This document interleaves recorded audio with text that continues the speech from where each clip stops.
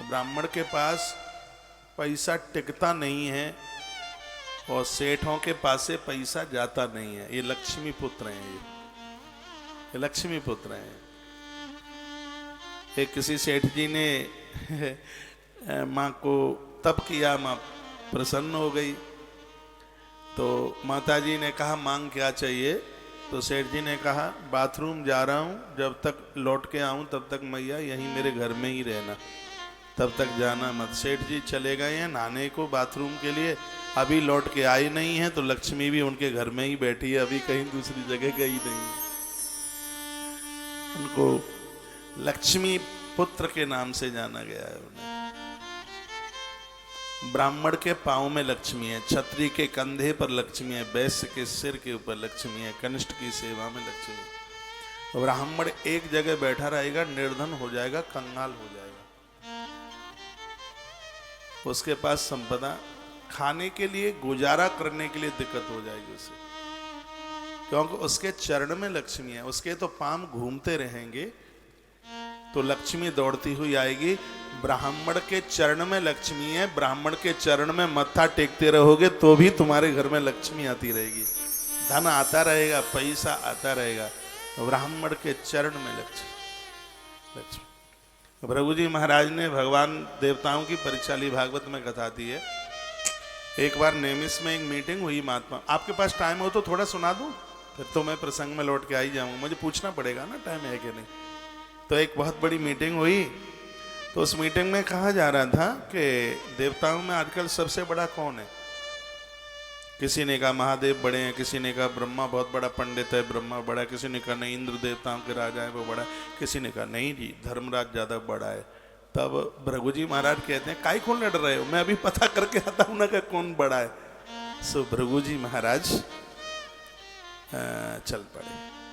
बड़ा अद्भुत महात्मा है, भृगु से भार्गव हुए हैं ना। श्री भृगु जी महाराज चले परीक्षा के तौर पर और गए।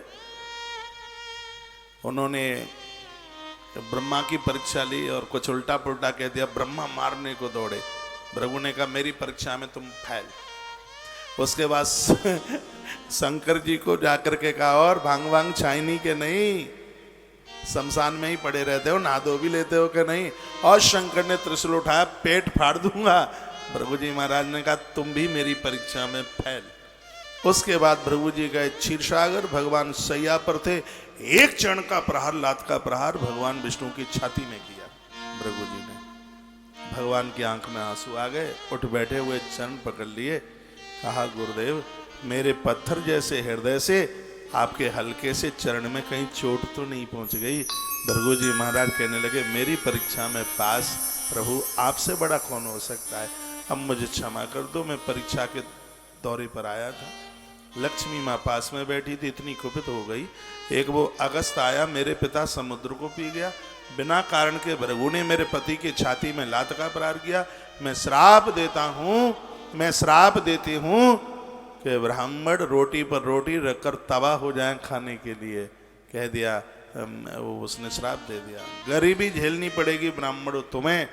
भृगु जी महाराज ने कहा सुन देवी, जो ब्राह्मण अपने 6 कर्मों के साथ में जिएगा, विद्या पढ़ना विद्या पढ़ाना, ब्राह्मण का काम है विद्या पढ़ना विद्या पढ़ाना, दान लेना दान देना, यज्ञ करना यज्ञ कराना, तो तुझ लक्ष्मी को ब्राह्मण के चरणों में वास करना पड़ेगा, चरणों में गिरना पड़ेगा। तो भृगु जी महाराज ने कह दिया कि लक्ष्मी मैया विप्र के चरण में होगी। ब्राह्मण घूमता रहेगा, खटपाटी लेके बैठ जाएगा, सो जाएगा तो गरीब हो जाएगा, दरिद्र हो जाएगा। ये जितनी भी पंडितानियां सुन रही हैं ब्राह्मणियां, मुझे पंडाल में बैठ के अपने आदमी को आज जाकर के बोल देना कि महाराज ने कहा है घूमते रहो चलते रहो करते रहो, एक जगह मत बैठो। ब्राह्मण को जो प्रणाम करेगा वो दरिद्र नहीं रहेगा, कंगाल नहीं रहेगा, क्योंकि उसके चरण में लक्ष्मी का वास है। एक बार जयकारा लगाओ, बोल भक्तवत्सल भगवान की जय हो, श्री हनुमंत बलवंत महाराज की जय हो, जय जय। श्री राधे श्री राधे श्री राधे।